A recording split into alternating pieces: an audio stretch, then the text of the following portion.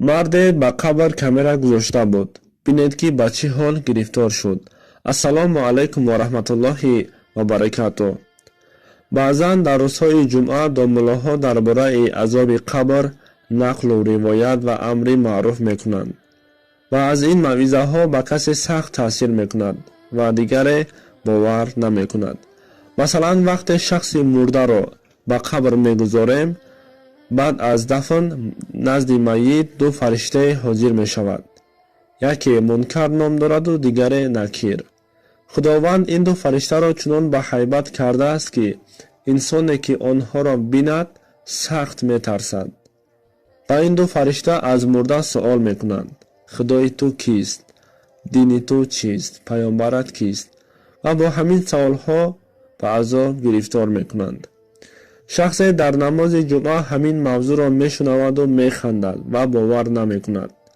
نقشه می کشد کی از دنیا می گذشته باشد تا دروغ بودن این واقعه را من به مردم اثبات کنم گفته انتظار می شود. از بین چند روز گذشته شخص از دنیا چشم می پوشد، یعنی که از دنیا می گذرد. این مرد باشد پیش از مردم به قبرستان رفته به قبر کامera می گذارد تا که دروغ بودن سخنهای دامولا را اثبات نماید و به جنازه آمده اشتراک می کند. با همه یک جای به قبرستان رفته کامera گذاشته‌اش را از نظر می گذراند. او کامera را در داخل لحد گذاشته بود. بعد قبر را پوشانده بعد آیات‌های قرآن همه به خانه‌هایشان بر می گردند. روزی دیگر برای گرفتن کامera این مرد به قبرستان می آید و قبر را می کشاید و به واقعه دهشتناک روبرو می شود.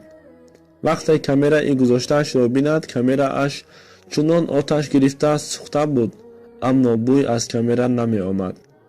کوشش کرد تا کامera را آماده کند، اما یگان چاره دوباره ساز شدن کامera نبود. خدا اگر به کار راضی نباشد هر چقدر کوشش کنیم هم بی‌فایده هست.